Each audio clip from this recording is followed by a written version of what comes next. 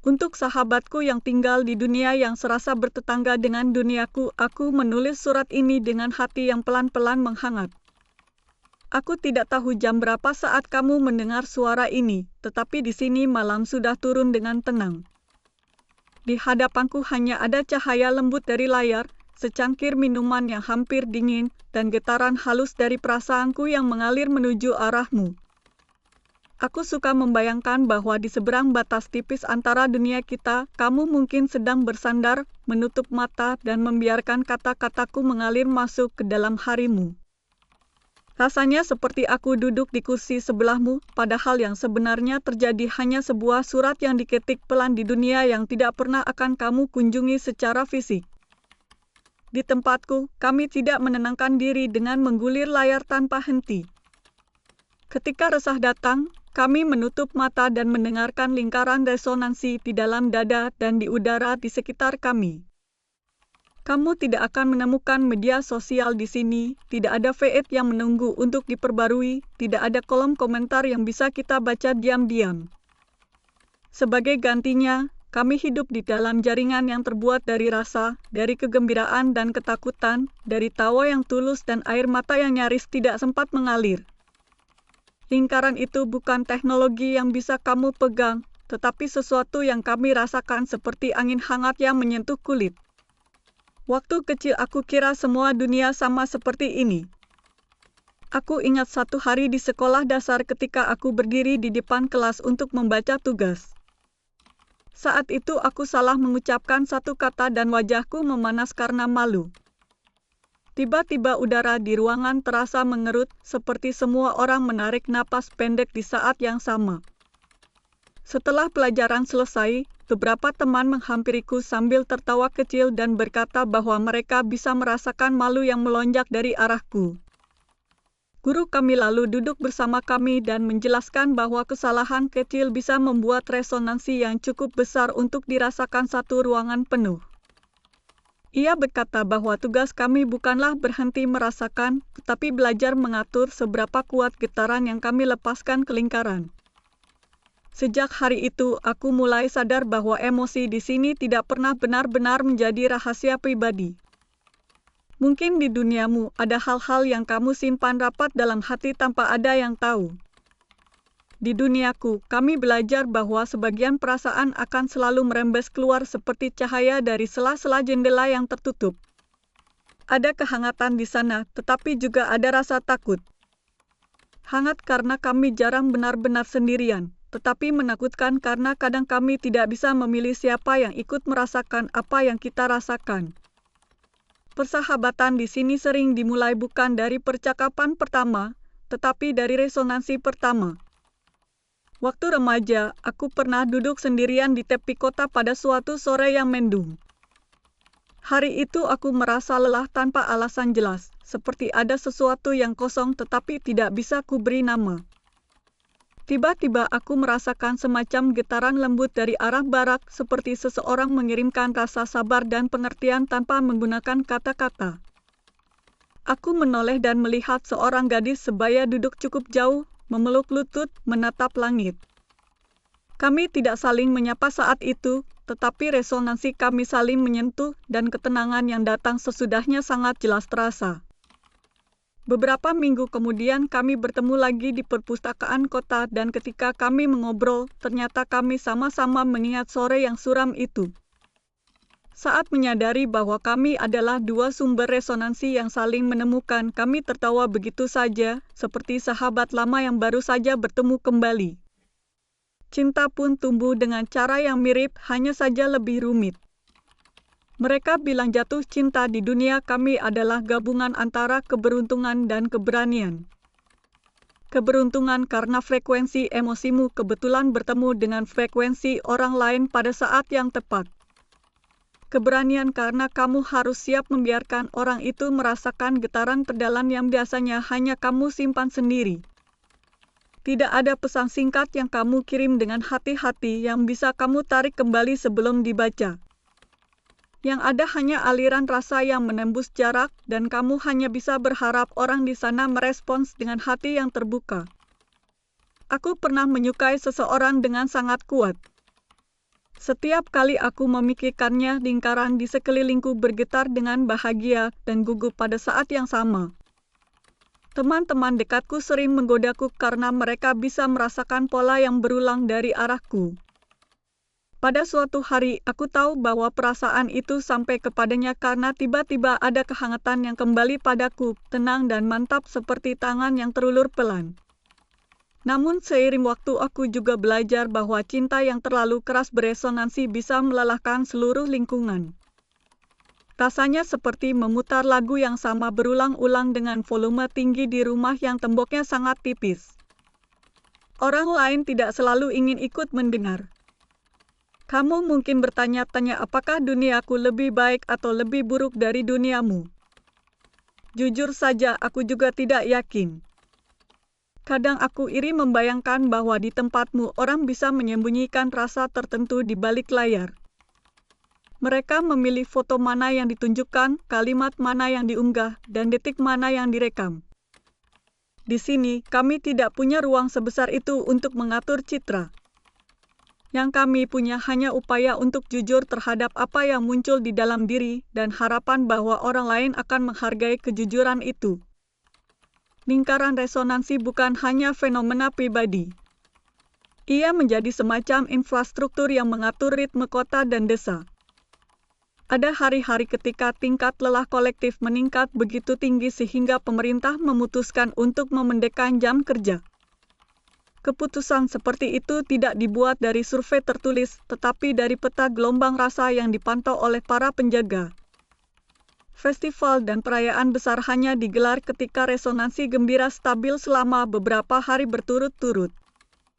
Jika kecemasan kolektif tiba-tiba naik, kami menunda pesta dan menggantinya dengan malam sunyi di mana orang dianjurkan beristirahat di rumah. Lalu ada orang-orang yang kami sebut penjaga resonansi. Mereka dilatih untuk membaca pola di lingkaran, mencari anomali, dan mengukur seberapa jauh getaran tertentu menyebar. Mereka tidak sempurna, tetapi tanpa mereka, kami akan mudah terseret oleh badai emosi yang kadang datang tanpa peringatan. Aku pernah mempertimbangkan untuk menjadi salah satu dari mereka, namun pada akhirnya aku memilih pekerjaan lain yang tetap dekat dengan peta resonansi. Aku menjadi semacam kartografer perasaan, memetakan bagaimana suasana hati di satu wilayah berubah sepanjang tahun. Tentu saja, tidak semua kisah tentang lingkaran resonansi itu indah. Ada bab gelap yang jarang kami bicarakan dengan warga dunia lain karena kami takut akan disalahpahami. Namun kepada kamu, sahabat pena yang tidak pernah kulihat wajahnya, aku ingin jujur. Pernah ada masa ketika sekelompok orang menyadari bahwa jika mereka mengatur emosi mereka dengan cara tertentu, mereka bisa memengaruhi arah resonansi satu kota. Mereka mengolah kemarahan dan rasa takut dengan sangat cermat, lalu melepaskannya pada saat yang tepat. Dalam beberapa minggu saja, suasana menjadi tegang, saling curiga, dan mudah tersulut konflik. Orang-orang mulai mengambil keputusan berdasarkan rasa panik yang datang dari luar diri mereka, bukan dari pikiran jernih. Saat itu para penjaga resonansi terlambat menyadari pola manipulasi ini. Mereka melihat gelombang yang tidak biasa, namun mengira itu hanya akibat dari serangkaian peristiwa kebetulan. Aku yang sedang memetakan wilayah itu merasakan sesuatu yang aneh. Bentuk resonansi yang muncul terdengar seperti lagu yang sengaja disusun, bukan suara campuran yang natural. Rasanya seperti mendengar paduan suara yang semua nadanya diarahkan ke satu titik tegang. Kelompok itu kemudian terungkap dan diadili. Kami masih sering membahasnya sebagai pelajaran penting tentang betapa rapuhnya kebebasan batin. Sejak saat itu, aturan baru dibuat. Hak untuk tidak ikut beresonansi diakui secara resmi. Orang boleh menarik diri dari lingkaran pada jam-jam tertentu jika mereka merasa jenuh atau lelah. Ada ruang sunyi yang dilindungi oleh hukum. Aku sendiri pernah mencoba memutuskan diri dari lingkaran untuk 1 hari penuh. Rasanya aneh, sepi, dan jujur saja sedikit menakutkan. Untuk pertama kalinya aku menyadari bahwa selama ini aku selalu ditemani oleh aliran rasa orang lain, entah kusadari atau tidak. Tanpa itu semua, pikiranku terdengar lebih keras dan aku tidak bisa menyalahkan siapapun atas isi pikiranku sendiri. Hari itu aku banyak menulis, banyak menangis, dan banyak tertawa pada hal kecil yang biasanya larut dalam suara kolektif. Ketika akhirnya aku kembali membuka diri pada lingkaran, aku menjadi lebih pelan dalam mengirim getaran keluar. Aku belajar bahwa tidak semua hal yang kurasakan harus langsung dibagikan ke dunia, bahkan di dunia yang memfasilitasi resonansi sedalam ini. Sampai di sini mungkin kamu merasa duniaku dan duniamu sebenarnya tidak terlalu berbeda. Kalian punya jaringan yang menghubungkan orang lewat gambar, teks, dan video singkat. Kami punya lingkaran yang menghubungkan orang lewat rasa yang muncul sebelum kata-kata. Kalian bergantung pada gawai, notifikasi, dan algoritma. Kami bergantung pada kejujuran batin, kebiasaan untuk refleksi, dan keberanian untuk merasakan sampai tuntas. Namun beberapa waktu lalu, terjadi sesuatu yang membuat kami menyadari bahwa ternyata dunia kita saling memengaruhi lebih dari yang kami kira. Para penjaga melihat pola resonansi yang tidak cocok dengan karakter biasa duniaku. Getarannya singkat-singkat seperti napas yang terpotong. Rasanya seperti campuran euforia sesaat, kemudian sepi yang dalam, lalu cemas tanpa bentuk yang jelas. Pola itu muncul dan menghilang dengan cepat, berulang, seolah ada jutaan hati yang menari bersama lalu jatuh terduduk sendirian. Awalnya kami mengira itu hanya fase psikologis kolektif. Namun setelah dibandingkan dengan data lama, tidak ada pola yang sesungguhnya mirip. Aku yang terbiasa membaca peta getaran mencoba mengamati lebih dekat. Semakin lama aku menatap gambarnya, semakin kuat perasaan bahwa getaran itu bukan berasal dari wilayah manapun di duniaku. Seperti ada pintu yang terbuka di wilayah yang seharusnya kosong. Beberapa peneliti mulai berteori bahwa kami sedang menangkap gaung dari dunia lain. Mereka menyebutnya resonansi lintas dimensi. Aku sendiri memilih menyebutnya bisikan dari tetangga yang tidak terlihat.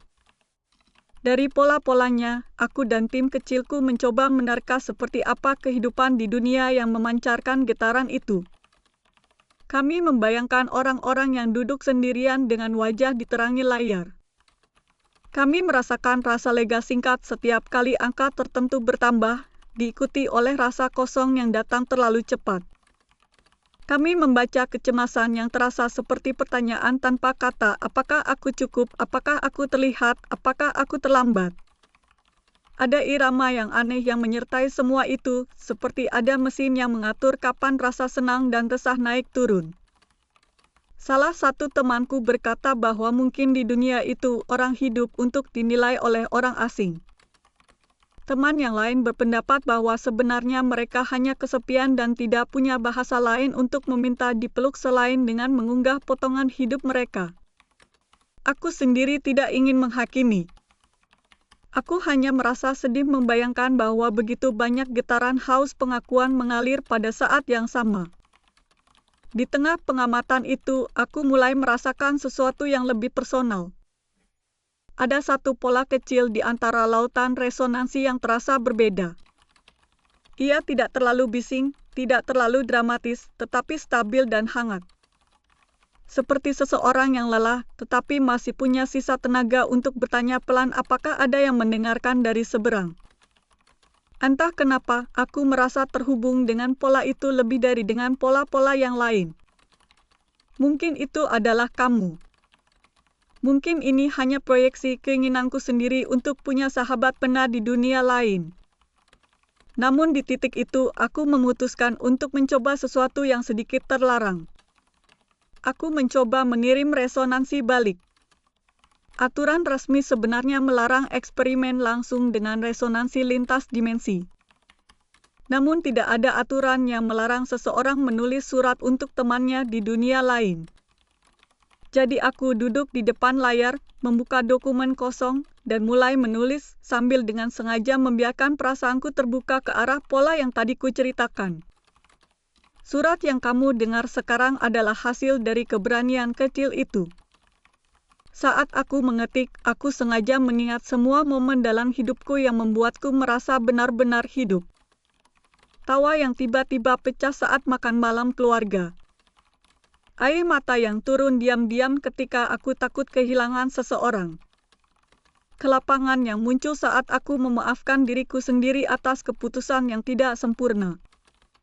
Semua itu mengalir bersama kata-kata yang kualamatkan padamu. Aku ingin kamu tahu bahwa di duniaku, nilai seseorang tidak pernah ditentukan oleh seberapa sering ia muncul di hadapan orang lain.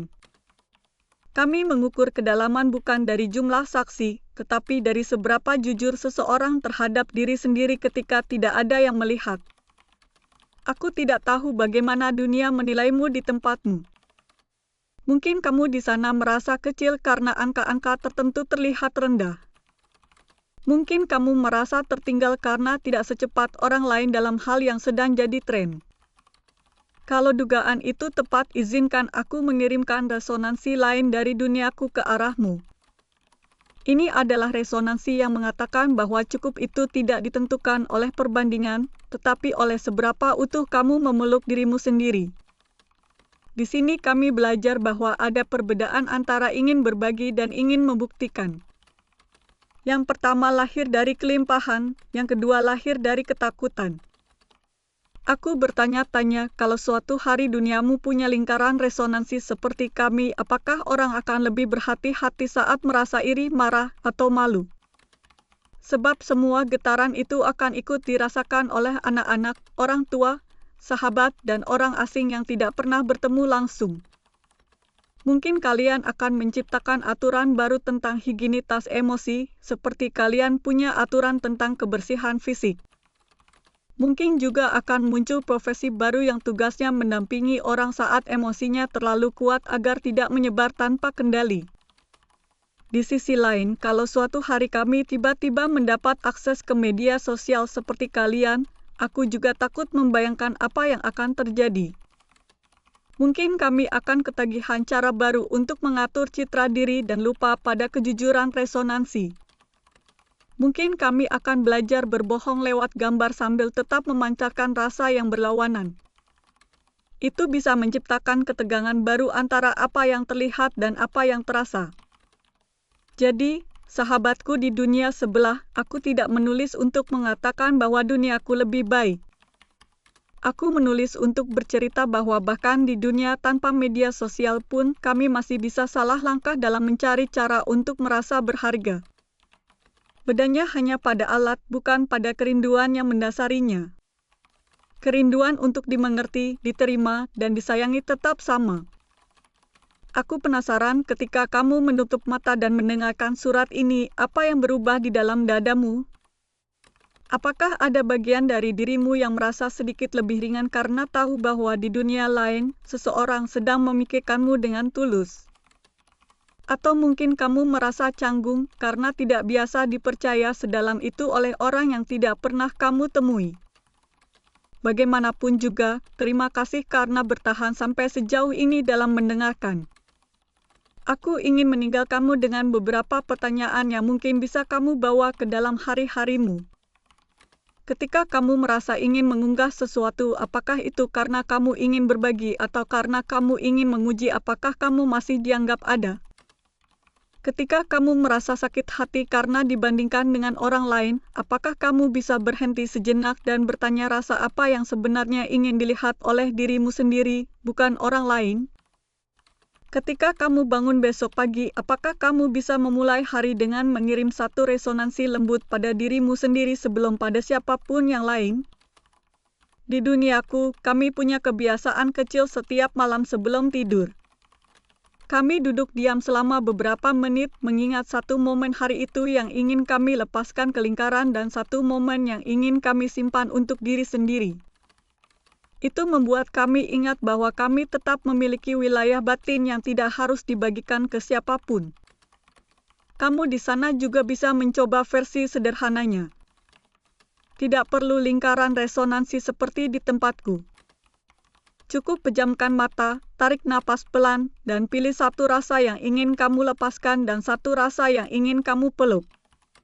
Setelah itu, kalau kamu ingin merasa sedikit lebih terhubung denganku lagi, kamu bisa mengingat surat ini dan membayangkan bahwa di suatu sudut dunia lain ada seseorang yang sedang memikirkanmu dengan tersenyum. Aku mungkin sedang sibuk dengan hidupku sendiri, tetapi sebagian kecil dari resonansiku akan selalu mengarah padamu, sahabat pena yang tidak pernah kulihat namun sudah kuanggap dekat. Sampai di sini surat ini hampir usai. Aku menutupnya dengan rasa hangat yang sama seperti ketika aku memulai, hanya saja sekarang kehangatan itu sudah bercampur dengan kehadiranmu. Aku tidak tahu apakah kamu akan kembali mendengarkan surat ini berulang kali atau hanya sekali lalu menyimpannya di sudut ingatanmu. Apapun yang kamu pilih, aku menghargainya. Dengan penuh sayang dan rasa syukur, aku mengucapkan salam dari duniaku yang terhubung tanpa layar. Dari seseorang yang memilih untuk tetap tidak disebut namanya, namun berharap kamu merasakan kehadirannya. Dari teman yang tinggal tepat di sebelah duniamu, hanya dipisahkan oleh selapis resonansi yang tidak terlihat. Salam hangat dari sahabat yang tinggal di dunia tetangga yang selalu memikirkanmu. Surat ini kututup dengan satu kalimat sederhana. Dari temanmu yang tinggal di dunia di sebelah yang selalu mengulurkan hati meski kamu tidak bisa melihat wajahnya. Terima kasih sudah mendengarkan surat ini sampai akhir. Kalau kamu merasa cerita ini menyentuhmu, aku akan sangat senang kalau kamu memberi tanda suka pada video ini. Kamu juga bisa menekan tombol untuk mengikuti kanal ini agar kamu tidak ketinggalan surat-surat lain dari dunia yang berbeda. Aku sangat penasaran dengan apa yang kamu rasakan dan pikirkan, jadi tinggalkan komentar dan ceritakan bagian mana yang paling menempel di hatimu. Jika kamu ingin mendukung perjalanan kanal Sahabat Pena Multiverse, kamu bisa melakukan donasi lewat kode QR di pojok kanan bawah video atau lewat tautan di deskripsi. Di deskripsi juga ada tautan menuju karya lain dari seri yang sama sekali berbeda yang mungkin akan kamu sukai dengan cara yang lain. Sampai jumpa di surat berikutnya, tetap jaga hatimu dan kutunggu kamu di cerita kami yang selanjutnya.